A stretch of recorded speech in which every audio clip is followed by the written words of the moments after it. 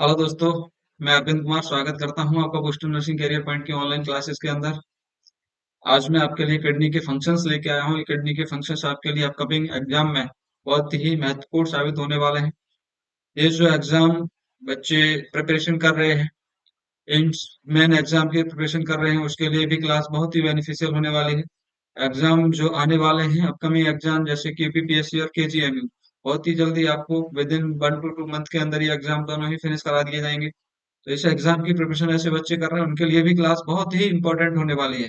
और ऐसे बच्चे जिनका फॉर्म नहीं अप्लाई हुआ है अभी, और जो अभी निरंतर अपने को बनाने में लगे हुए हैं, उनके लिए ये एक वेस्ट साबित होगी। उनके लिए पिलर की तरह ये क्लासेस यहाँ पर कराई जा रही हैं। उनकी नींव मजबूत कराने के लिए वो क्लास को कंटिन्यूअस वॉच करते रहें, और इस क्लास से जो भी इम्पोर्टेंट उनको जो मिलता है, थ्योरी मिलती है, उसको अवश्य ही नोट डाउन करें। तो इस क्लास को आगे बढ़ने से पहले मैं सभी से रिक्वेस्ट करना चाहूंगा कि क्लास को ज्यादा से ज्यादा शेयर, लाइक एंड सब्सक्राइब कीजिए। थैंक यू दोस्तों। चलिए आज हम क्लास स्टार्ट करने वाले हैं। इस क्लास के अंदर हम पढ़ेंगे किडनी के फंक्शंस, और किडनी के फंक्शन से पहले हम पढ़ने वाले हैं किडनी की ब्लड सप्लाई। तो किडनी के अंदर जो ब्लड सप्लाई होती है, वो किस तरह से ब्लड सप्लाई होगी, कौन सी आर्टरी सप्लाई करती है और कौन सी वेन वहां से ड्रेन करके ले जाती है। तो सिंपल सा टॉपिक है अभी, ब्लड सप्लाई टू किडनी, उसके बाद फंक्शंस ऑफ किडनी। चलिए, तो हम सबसे पहले देख रहे हैं कि किडनी के अंदर जो ब्लड सप्लाई होगी, वो किस किस के द्वारा, मतलब किस आर्टरी के द्वारा होती है। तो ब्लड सप्लाई में आपको ध्यान रखना है। तो सबसे पहले देखिए, जो ब्लड होता है डिसेंडिंग आउटा से निकलता है, एब्डोमिनल आउटा में पहुंचता है, और वहां पे वो सबसे पहले ब्लड देता है रीनल आर्टरी को। रीनल आर्टरी से ये ब्लड जाएगा किडनी के अंदर सेगमेंटल आर्टरी में। सेगमेंटल के थ्रू ये ब्लड जाएगा इंट्रालोब्युलर आर्टरी के अंदर, और इंट्रालोब्युलर आर्टरी से ये ब्लड जाएगा आर्कुएट आर्टरी में। आफ्टर दैट ये ब्लड जाएगा कॉर्टिकल रेडिएट आर्टरी में। कॉर्टिकल रेडिएट आर्टरी के अंदर ब्लड जाएगा। तो ये देखिए, यहाँ पर कॉर्टिकल रेडिएट आर्टरी है, वहां से ये ब्लड एफरेंट आर्टेरियोल्स के अंदर जाता है। फिर ये ब्लड ग्लोमेरुलस कैपिलरीज में आता है, जहां पर फिल्ट्रेशन होती है। फिल्ट्रेशन के बाद में जो रिमेनिंग होता है वो एफरेंट वेन में जाता है। वहां से पेरिट्यूबुलर, ये एफरेंट वेन की जगह यहाँ पर करना है एफरेंट आर्टेरियोल्स। एफरेंट आर्टेरियोल्स के बाद पेरिट्यूबुलर कैपिलरीज में जाएगा। आफ्टर दैट ये जाएगा वैसा रेक्टा के अंदर। जो वैसा रेक्टा भी यहाँ से, जो एफरेंट वेन है वहां से ड्रेन को लेके आती है, और पेरिट्यूबुलर कैपिलरी से डायरेक्ट भी कॉर्टिकल रेडिएट वेन के अंदर ब्लड जाता है। उसके बाद arcuate vein, then interlobular vein, then renal vein, और उसके बाद इंफीरियर वेना के बाद इस तरह से ये ब्लड क्या होता है, ड्रेन होता है एक वेन से दूसरी वेन के अंदर, यानी एक आर्टरी से दूसरी आर्टरी में। आफ्टर दैट वेन वेन के बाद में ये सीधे हार्ट के अंदर रिटर्न होके आ जाता है। ये बात है। तो देखिए यहाँ पर सिंपल, मैं आपको इसका मैं खुद से डायग्राम बना के दिखाता हूँ। ये किसी पर्सन की किडनी है। तो किडनी के अंदर ये हाइलम वाला जो पार्ट रहता है, हाइलम वो पार्ट है जहां से इंफीरियर वेना केवा, सॉरी, यहाँ से रीनल आर्टरी और रीनल वेन एग्जिट और एंटर करती है यहाँ से, है ना। तो इस पार्ट को हम बोलते हैं हाइलम। हाइलम से ही आपका यूरेटर बाहर आता है। हाइलम से ही यूरेटर बाहर आता है आपका। तो ये वो रीजन जहां से क्या होगी, यहाँ से एंटर कर रही होगी आपकी, यहाँ से एंटर कर रही होगी रीनल आर्टरी। तो ये जो मैंने डायग्राम बनाया है आपका, ये डायग्राम है किसका, रीनल आर्टरी का। तो अब ये जो रीनल आर्टरी है वो आ रही है कहाँ से, ये ब्रांच है किसकी, इंफीरियर वेना केवा की ब्रांच है रीनल आर्टरी। तो इस आर्टरी के थ्रू ब्लड आता है इधर। यहाँ से ये ब्लड जाएगा किसके अंदर, रीनल आर्टरी से जाता है सेगमेंटल आर्टरी में। कहाँ जाएगा, सेगमेंटल आर्टरी के अंदर। तो सेगमेंटल आर्टरी के बाद में ये ब्लड जाएगा कहाँ पर, लोबार आर्टरी में। ये ब्लड जाएगा लोबार आर्टरी में। Lobar artery. तो ध्यान रखना है, सेगमेंटल आर्टरी से ब्लड किधर गया, लोबार आर्टरी के अंदर गया। लोबार आर्टरी से ब्लड जाता है ये आर्कुएट आर्टरी में। Arcuate artery. आर्कुएट आर्टरी के बाद में ये ब्लड जाएगा लोबुलर आर्टरी के अंदर। लोबुलर आर्टरी के अंदर। तो ध्यान रखना, लोबुलर आर्टरी जो होती है वो इसको सप्लाई करती है एफरेंट आर्टेरियल को। एफरेंट आर्टेरियल को, एफरेंट आर्टेरियोल्स। एफरेंट आर्टेरियोल्स के बाद ये ब्लड जाता है ग्लोमेरुलस को। ग्लोमेरुलस। और ग्लोमेरुलस में ही क्या हो जाता है आपका, ग्लोमेरुलस के अंदर ही फिल्ट्रेशन का काम चलता है। ग्लोमेरुलस के अंदर फिल्ट्रेशन का काम चलता है। ग्लोमेरुलस के बाद में क्या होगा, ये ब्लड जाएगा एफरेंट, सॉरी ये इफरेंट, एफरेंट था, अब ये आएंगे efferent arterioles, efferent arterioles. Efferent arterioles के बाद में ब्लड ड्रेन करेगा पेरिट्यूबरल आर्टरीज में, peritubular, peritubular arterioles, peritubular arterioles. Peritubular arterioles के बाद में ये जैसे जैसे ब्लड आया था वैसे ही तरह से क्या होगा, ये ड्रेन हो जाएगा। जैसे कि अब ये ब्लड जाएगा पेरिट्यूबुलर कैपिलरीज के अंदर, पेरिट्यूबुलर, पेरिट्यूबुलर कैपिलरीज में, पेरिट्यूबुलर कैपिलरीज के बाद में ब्लड ड्रेन होगा पेरिट्यूबुलर वेन के अंदर, पेरिट्यूबुलर वेन, और पेरिट्यूबुलर वेन इस ब्लड को ड्रेन कर देंगी किसके अंदर, लोब्यूलर वेन के अंदर, किसके अंदर, लोब्यूलर वेन के अंदर। तो जिस तरह से जिस आर्टरी से आया था उसी वेन से जाएगा लोब्यूलर वेन, और लोब्यूलर वेन से ये ब्लड जाने वाला है किसके अंदर, आर्कुएट वेन के अंदर, arcuate when, arcuate when, arcuate when इस ब्लड को ड्रेन करेगी किधर, ये करेगी लोबार वेन के अंदर, लोबार वेन, लोबार वेन के बाद में ये ब्लड जाएगा सेगमेंटल वेन के अंदर, सेगमेंटल वेन, सेगमेंटल वेन के बाद में ये ब्लड जाएगा रीनल वेन, जो कि यहाँ पर रीनल वेन की एग्जिट पॉइंट यही होगा, रीनल वेन का भी एग्जिट पॉइंट यही होगा। तो ये ब्लड जाएगा फिर किसमें, रीनल वेन के अंदर। ये क्या है, रीनल वेन। तो ध्यान रखना, ये तो रीनल आर्टरी है ऊपर वाली, और नीचे वाली रीनल वेन है। ये रीनल आर्टरी, रीनल आर्टरी क्या करती है, ब्लड को लाने का काम करती है और ले जाने का काम रीनल वेन करती है। क्लियर, तो इस तरह से ब्लड सप्लाई होती है। तो इतना आप सबको क्लियर हुआ होगा। जो हाइट है, हाइट से ब्लड निकल रहा है, डिसेंडिंग आउटर में आ रहा है, डिसेंडिंग आउटर से रीनल आर्टरी में आ रहा है, उसके बाद सेगमेंटल आर्टरी में, उसके बाद इन्फीरियर इंटरलोब लोअर आर्टरी में आ रहा है, आर्कुएट आर्टरी में आ रहा है, फिर कॉर्टिकल रेडिएट आर्टरी में आ रहा है। After that blood efferent arteries, glomerulus capillaries में पहुंच जाता है। एफरेंट, ये इफरेंट आर्टेरियोल्स हैं, इधर है ये इफरेंट आर्टेरियोल्स, इधर में डायग्राम इधर गलत है थोड़ा सा, सही कर रहा हूँ। इफरेंट आर्टेरियोल्स, उसके बाद पेरिट्यूबुलर कैपिलरीज में, वैसा रेक्टा में, कॉर्टिकल रेडिएट वेन में, आर्कुएट वेन में, उसके बाद ब्लड जाता है इंटर लोअर वेन में, फिर रीनल वेन में, उसके बाद रीनल वेना के बाद से मतलब हेड में पहुंच जाता है। क्लियर दोस्तों, इस तरह से ब्लड सप्लाई होती है किडनी की। तो इतना मुझे लगता है कि आपको क्लियर हुआ होगा ये पॉइंट। चलिए हम चलते हैं अभी दूसरे पॉइंट की तरफ। हाँ जी, तो हम देखेंगे अभी वाली क्लास में function of the kidney, kidney के क्या क्या फंक्शन होते हैं, किडनी के फंक्शन क्या क्या होते हैं। तो किडनी का फंक्शन सबको पता है, किडनी का एक्सक्रीशन का काम होता है, ये वेस्ट प्रोडक्ट को बाहर निकालने का काम करती है, फॉरेन सब्सटेंस को बाहर निकालती है, कुछ ड्रग्स होती हैं आपकी, कुछ ड्रग्स को भी आउट करने का काम करती है। ये रेगुलेट करती है ब्लड आयनिक कंपोजिशन को, ब्लड की कंपोजिशन को मेंटेन करने का काम करती है। ये ब्लड पीएच को मेंटेन करने का काम करती है। हार्मोन का प्रोडक्शन करती है, erythropoietin hormone, thrombopoietin hormone, renin hormone, इन सबका प्रोडक्शन किडनी के अंदर से होता है। ब्लड प्रेशर को मेंटेन करती है बाय दी रास पाथवे के द्वारा, रास पाथवे के द्वारा ब्लड प्रेशर को मेंटेन करेगी। ब्लड वॉल्यूम को मेंटेन करने का काम करती है किडनी, और आपके ब्लड की ऑस्मोलारिटी को भी मेंटेन करने का काम करती है। आपके ब्लड की जो ऑस्मोलारिटी होती है समथिंग 300 के 300 मिली ऑस्मोल पर लीटर होती है, उसको मेंटेन करने का काम करती है। और लास्ट किडनी अपना ग्लूकोज लेवल को भी मेंटेन करने का काम करती है। तो ये जो मैंने यहाँ पे फंक्शन बताए, ये सारे फंक्शन किसके हैं, किडनी के फंक्शन है। इनमें से हम कुछ मोटे मोटे फंक्शंस देख रहे हैं आगे, कि कौन से फंक्शंस किडनी के होते हैं जो अपने लिए बहुत इंपॉर्टेंट है और जहाँ से अपने एग्जाम में क्वेश्चन बन सकते हैं, तो उनको हम देख रहे हैं। तो सबसे पहले हम देखेंगे इसके अंदर, सबसे पहले हम देख रहे हैं रास पाथवे, उस रास पाथवे, यस ये लीजिए। तो रास पाथवे की बात कर रहे हैं हम। तो ब्लड प्रेशर को किस तरह से मेंटेन करेगी किडनी, ब्लड प्रेशर को किस तरह से मेंटेन करती है, maintain blood pressure, maintain blood pressure. तो किडनी का काम ब्लड प्रेशर को मेंटेन करना है बाय द हेल्प ऑफ रास पाथवे, रास पाथवे। तो इसके अंदर दिख रहा होगा आपको, रास पाथवे के अंदर किडनी है रेगुलर सीक्रेट करती है जो इन दी कंडीशन ऑफ हाइपोवॉलीमिया। ये स्टिमुलेट कब होगा रास पाथवे, ध्यान रखना है, स्टिमुलेशन जब इसको मिलता है, जब कंडीशन होती है आपकी हाइपोवॉलीमिया की, हाइपोवॉलीमिया, मतलब आपकी बॉडी के अंदर हाइपोवॉलीमिया है।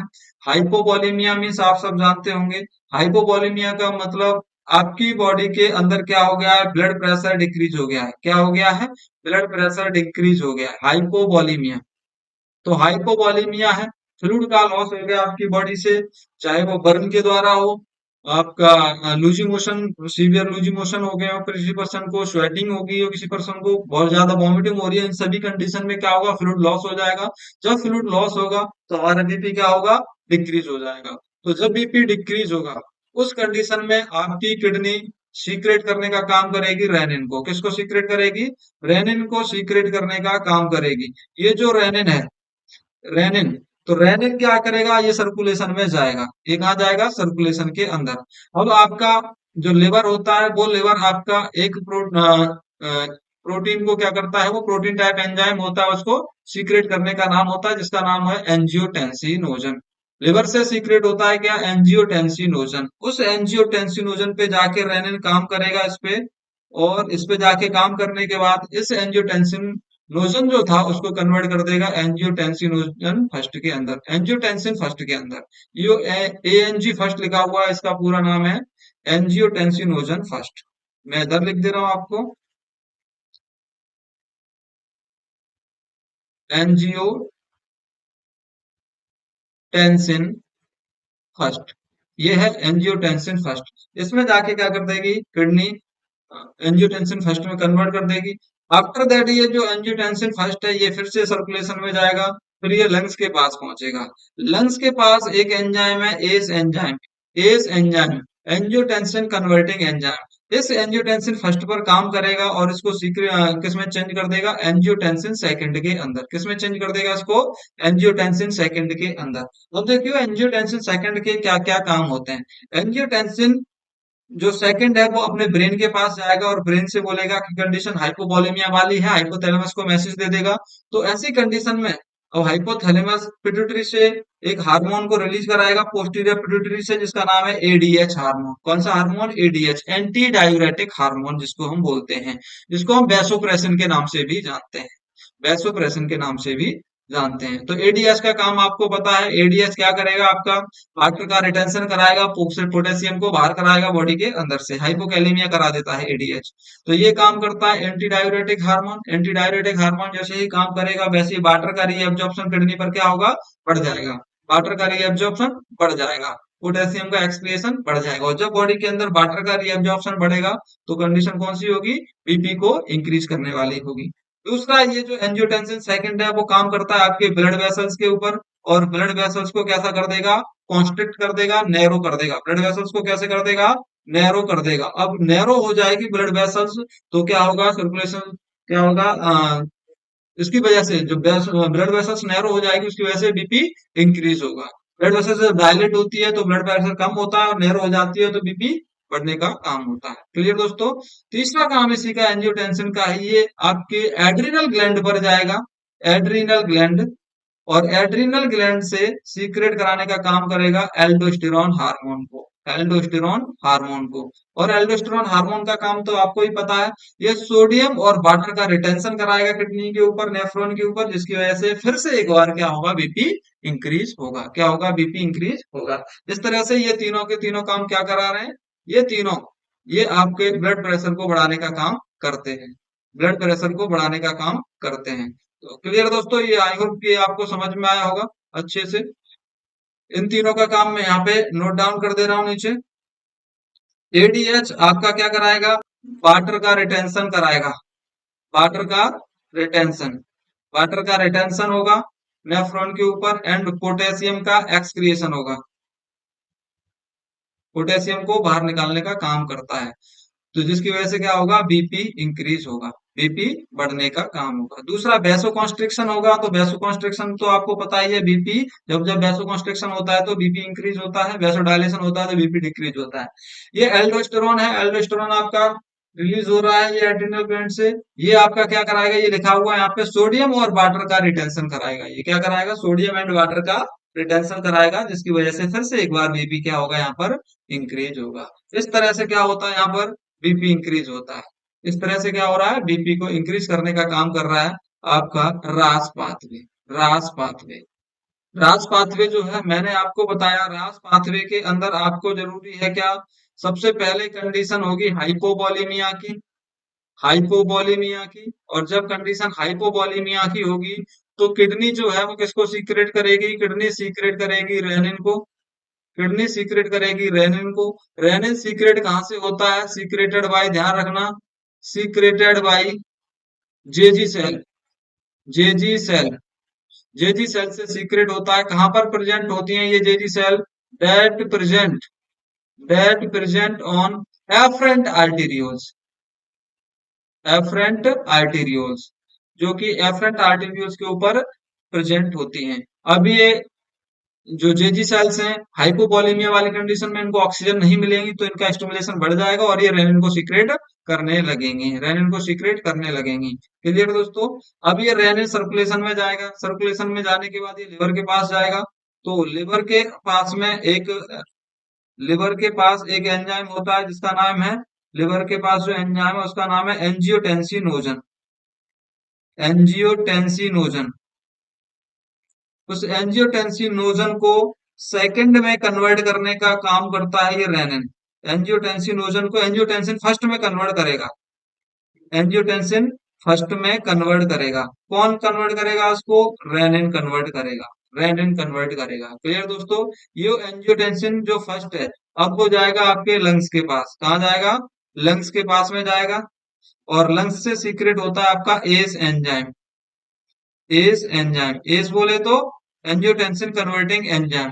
ये जो एंजियोटेंसिन फर्स्ट है इसको कन्वर्ट कर देता है किसमें, एंजियोटेंसिन सेकंड के अंदर, एंजियोटेंसिन सेकंड में कन्वर्ट कर देगा। ये एंजियोटेंसिन सेकंड, इसके डिफरेंट डिफरेंट काम जो मैंने अभी आपको बताया एंजियोटेंसिन सेकंड के काम, ये आपका काम करेगा कहाँ, ब्रेन के पास जाएगा और वहां से सीक्रेट कराएगा किसको, एडीएच को। किसको सीक्रेट कराएगा ये, एडीएच को सीक्रेट कराएगा। एडीएच वाटर का रिएब्जॉर्प्शन करा के बीपी को क्या करा देगा, इंक्रीज करा देगा। दूसरा ये एल्डोस्टेरॉन को सीक्रेट कराएगा, एल्डोस्टेरॉन सीक्रेट होगा तो फिर से क्या होगा, सोडियम और वाटर का रिटेंशन होगा जिसकी वजह से बीपी इंक्रीज हो जाएगा। तीसरा आपका ये जाएगा ब्लड वेसल्स के पास, ब्लड वेसल्स के पास उनको क्या कर देगा, वैसो कॉन्स्ट्रिक्शन कर देगा, ब्लड वेसल्स को नैरो कर देगा। और ब्लड वेसल्स नैरो होंगी तो फिर से क्या होगा, बीपी इंक्रीज हो जाएगा। तो ये काम होता है रेनिन का, ये काम किसका है, रेनिन का काम होता है। आई होप ये आपको समझ में आया होगा कि रास पाथवे कैसे काम करता है। रास पाथवे सिंपल सी कंडीशन हाइपोवॉलीमिया में काम करता है और बीपी को इंक्रीज कराने का काम करता है, बीपी को इंक्रीज कराने का काम करता है। क्लियर दोस्तों। चलिए अगला फंक्शन किडनी का, activation of vitamin D, activation of vitamin D. तो विटामिन डी का एक्टिवेशन कैसे होता है आपको पता होगा, जब आपकी स्किन के अंदर, आपकी स्किन के अंदर अनएक्टिवेटेड विटामिन डी प्रेजेंट होता है जो कि अभी एक्टिव नहीं है, इनएक्टिवेटेड फॉर्म में प्रेजेंट रहता है। तो जब इसके ऊपर सनलाइट पड़ेगी, क्या पड़ेगी, सनलाइट पड़ेगी, मिनिमम आपको 15 मिनट सनलाइट के अंदर एक्सपोज होना है मॉर्निंग टाइम पे। मॉर्निंग वाली रेज ही काम करती है ये, जो कि अच्छी रेज होती है, गुड रेज के नाम से जानते हैं उनको। तो इस जो ये जो इनएक्टिवेटेड विटामिन डी है, 7 डिहाइड्रोकोलिक कोलेस्ट्रॉल, ये आपका चेंज हो जाता है कोलिक कैल्सिफेरॉल में, ये विटामिन डी थ्री में चेंज होगा। जो विटामिन डी थ्री ये भी कैसी रहती है, इनएक्टिव फॉर्म में रहती है, इन एक्टिव फॉर्म के अंदर प्रेजेंट रहेगी विटामिन डी थ्री। ये जो विटामिन डी थ्री है ये सर्कुलेट में जाएगी लिवर के पास, कहाँ पर, लिवर के अंदर। तो लिवर के पास में कुछ सप्लीमेंट होंगे वहां पर जो आप डाइटरी इंटेक से लेते हो, जैसे विटामिन डी थ्री लेते हो, विटामिन डी टू लेते हो। तो ये जो लिवर इसको चेंज कर देता है 25 हाइड्रोक्सी विटामिन डी थ्री में। लिवर इसको किसमें चेंज करेगा, 25 हाइड्रोक्सी विटामिन डी थ्री के अंदर चेंज कर देगा। ये जो 25 हाइड्रोक्सी विटामिन डी थ्री है ये आपके किडनी के पास जाती है और किडनी इसको चेंज कर देता है 125 dihydroxy vitamin D three, 125 dihydroxy vitamin D three. और ये ही आपकी एक्टिव फॉर्म है किसकी, ये एक्टिव फॉर्म है, active form of vitamin D. Vitamin D की एक्टिव फॉर्म है आपकी 125 dihydro dihydroxy vitamin D three. Clear दोस्तों। ये आपको ये कुछ स्पेसिफिक पॉइंट है, आप इनको आप नोट डाउन कर सकते हैं अपनी नोटबुक के अंदर। इस तरह से एक्टिवेशन होगा किसका, विटामिन डी थ्री का। किसका एक्टिवेशन होगा, विटामिन डी थ्री का एक्टिवेशन होगा। हाँ जी, किडनी का फंक्शन देखो, किडनी जो होती है आपके एसिड बेस बैलेंस को क्या करती है, मेंटेन करने का काम करती है। किडनी क्या करेगी, एसिड बेस बैलेंस को मेंटेन करने का काम करती है। तो किडनी का एसिड बेस बैलेंस कैसे मेंटेन करेगी किडनी, तो ध्यान रखना है आपकी जो किडनी है, किडनी आपकी दो कंडीशन में काम करेगी। या तो कंडीशन एसिडिक हो या फिर एल्कलोसिस। अगर मान लीजिए पीएच कम हो गई है, पीएच क्या हो गई है, कम हो गई है, पीएच डिक्रीज है, तो ऐसे ही कंडीशन में पीएच डिक्रीज है मतलब कंडीशन है एसिडिक। एसिडिक मतलब एसिडिक कंडीशन है तो इसका मतलब क्या है, हाइड्रोजन आयन जो है आपकी बॉडी के अंदर वो क्या हो गए हैं, इंक्रीज हो गए हैं। ये कंडीशन आपको बता रही है कि कंडीशन क्या है, एसिडिक है। यानी कि पीएच क्या है, कम हो गई है, एसिडिक है, हाइड्रोजन आयन ज्यादा है।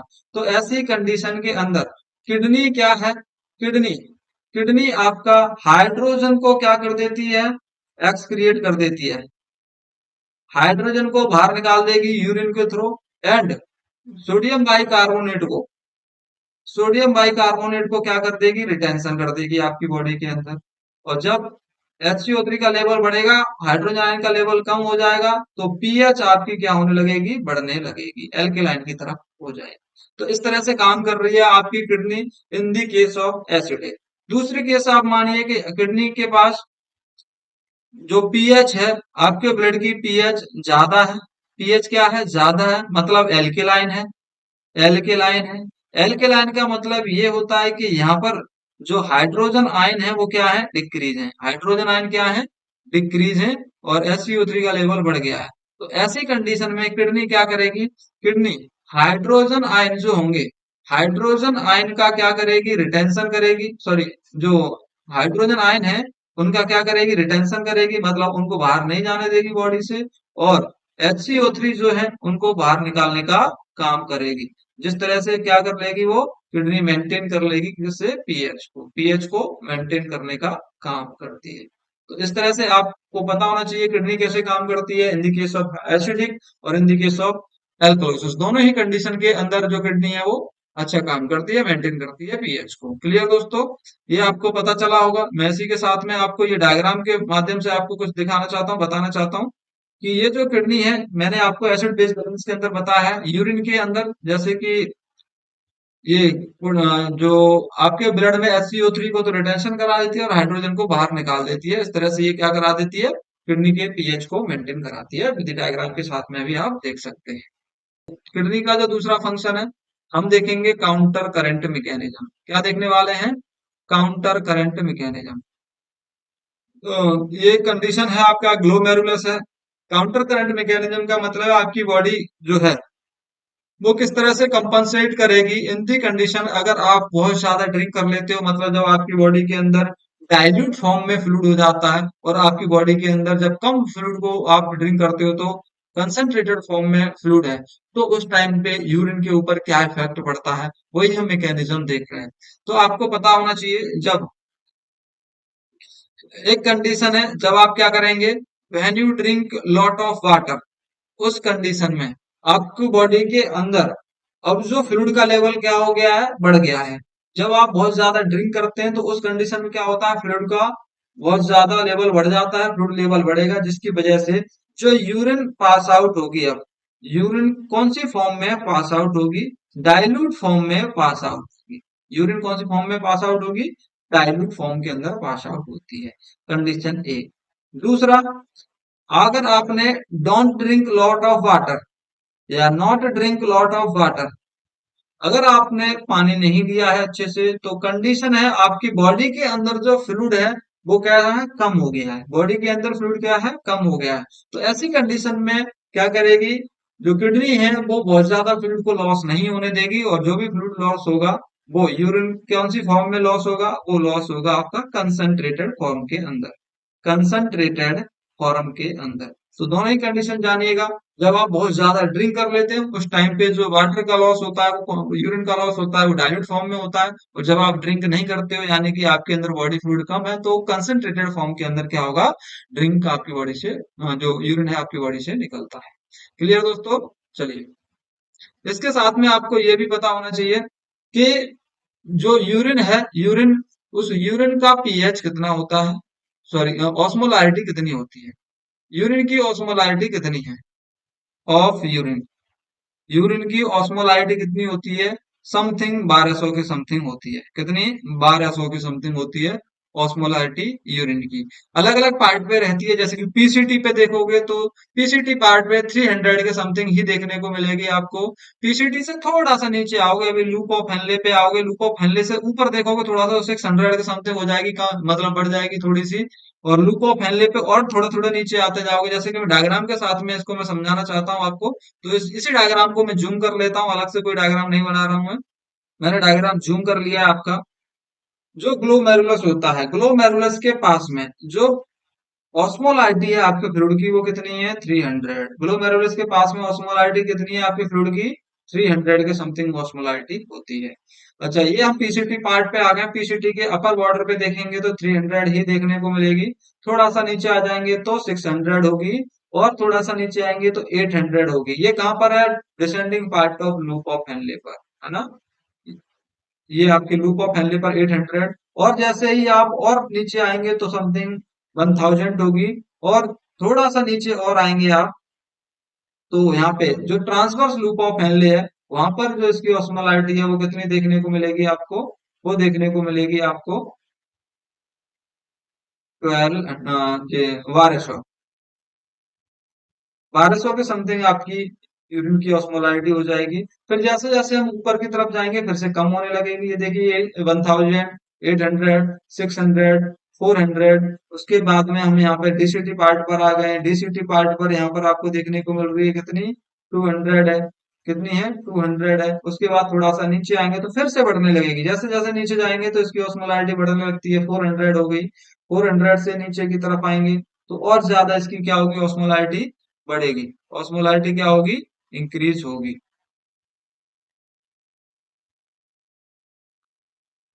ऑस्मोलारिटी बढ़ेगी। तो देखिए यहाँ पर, अब यहाँ तक आप जैसे ही जो कलेक्टिंग डक्ट है, कलेक्टिंग डक्ट से जैसे ही यूरिन बाहर आएगी तो उसकी ऑस्मोलारिटी कितनी हो जाती है, उसकी ऑस्मोलारिटी हो जाती है समथिंग 1200 के समथिंग, फिर से हो जाती है, कितनी होती है, 1200 के समथिंग होती है।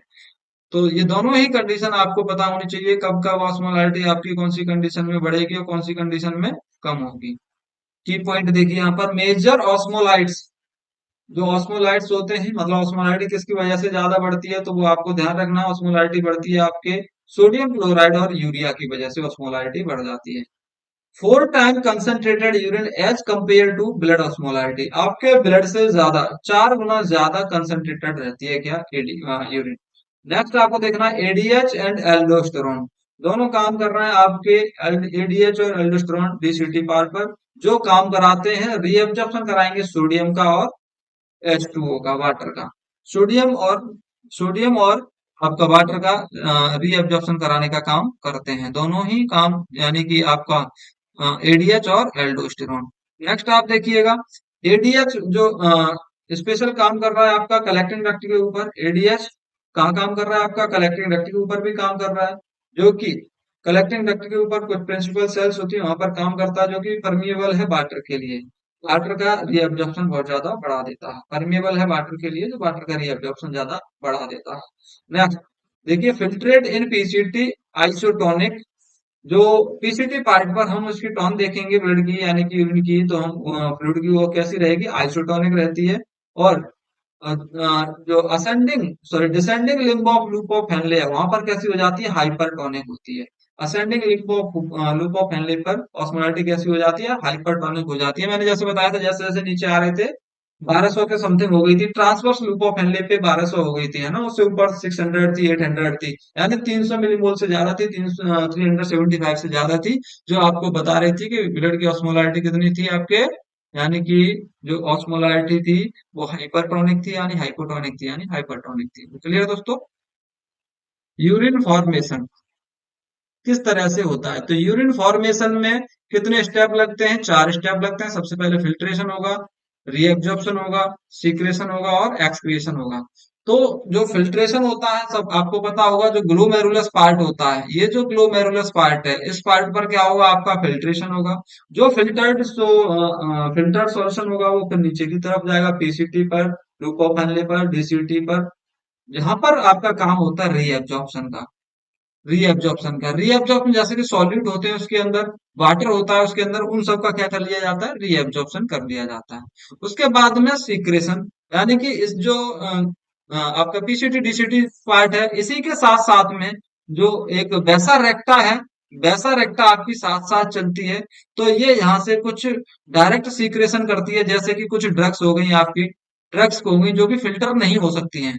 कुछ मेटाबॉलिक वेस्ट भी हो गए जो कि फिल्टर नहीं हो सकते हैं, वो किधर आ जाएंगे, इस तरफ आ जाएंगे, यानी वैसा रेक्टा जो कैपिलरीज है, वहां से पीसीटी डीसीटी पार्ट में, लूप ऑफ हेनले में आ जाएंगे वो, और वहां से उनका क्या हो जाएगा, उसके बाद में वो सब आगे क्या हो जाएंगे, लास्ट में एक्सक्रिएशन हो जाएंगे। एक्सक्रिएशन हो जाएंगे किसके थ्रू, यूरिन के थ्रू, और यूरिन क्या होगी, बाहर निकल जाएगी। इस तरह से चार स्टेप लगते हैं। सबसे पहला स्टेप है आपका फिल्ट्रेशन का, दूसरा रीएब्जॉर्प्शन का, तीसरा सीक्रेशन का, और चौथा एक्सक्रिएशन का। इन चारों को आप डिटेल में पढ़ेंगे, इन चारों को क्या करेंगे, डिटेल में पढ़ेंगे, लेकिन अगली क्लास के अंदर पढ़ेंगे। अभी थोड़ा सा ज्यादा हो जाएगी, लंबी क्लास हो जाएगी, इसलिए मैंने आपको सुपर व्यू बताया है, एक ओवरव्यू बताया आज की क्लास के अंदर कि किस तरह से क्या क्या फंक्शन हो सकते हैं किडनी के फंक्शन इससे अलग और भी हो सकते हैं। जैसे जैसे कि किडनी जो होती है वो हिमोस्टेसिस का काम करती है। इन दी केस ऑफ कहीं बहुत ज्यादा सीवियर ब्लीडिंग हो गई है, तो सीवियर ब्लीडिंग के कारण क्या होगा, बॉडी में आरबीसी की कमी हो जाएगी, डब्ल्यूबीसी की कमी हो जाएगी, प्लेटलेट की कमी हो जाएगी, हाइपोक्सिया रहेगा। तो ऐसी कंडीशन में जो किडनी होगी वो क्या करेगी, अपने पास से एरिथ्रोपोइटिन हार्मोन, थ्रोम्बोपोइटिन हार्मोन को सीक्रेट करेगी, आरबीसी डब्ल्यूबीसी और प्लेटलेट का लेवल बढ़ाने का काम करेगी। इस तरह से हीमोपोइसिस करने का, हेमेटोपोइसिस भी कराने का काम करती है किडनी। क्लियर दोस्तों, पीएच को मेंटेन करती है किडनी, हमको पता लग गया। सिंथेसिस करती है विटामिन डी का, वो भी हमको पता लग गया है बहुत अच्छे से। यूरिन का फॉर्मेशन जो कि तीन प्रोसेस के द्वारा होता है, वो भी आपको पता लग गया है बहुत ही अच्छे से। तीन प्रोसेस के द्वारा होता है, वो भी आपको बहुत अच्छे से पता लग गया है। तो इस तरह से आपको पता है किडनी के क्या क्या फंक्शन होते हैं। मैंने आपको सुपरव्यू दिया है, एक ओवरव्यू दिया है, ज्यादा अंदर डिटेल में नहीं गए हैं। आपकी किडनी जो होती है मेटाबॉलिक वेस्ट को भी बाहर निकालने का काम करती है, जैसे कि आपकी बॉडी के अंदर से यूरिक एसिड हो गया आपका, बिलिरुबिन हो गया आपकी बॉडी, जो कि यूरोबिलिन फॉर्म में होता है, उसको किडनी बाहर निकालती है। ब्लड यूरिया नाइट्रोजन को बाहर निकालती है किडनी, और क्रिएटिनिन लेवल को बाहर निकालने का काम करती है। तो इस तरह से किडनी मेटाबॉलिक वेस्ट को बाहर निकालती है। तो आपको बहुत अच्छी तरह से आई होप ये समझ में आई होगी क्लास। मिलते हैं आपको नेक्स्ट क्लास के अंदर। थैंक यू दोस्तों।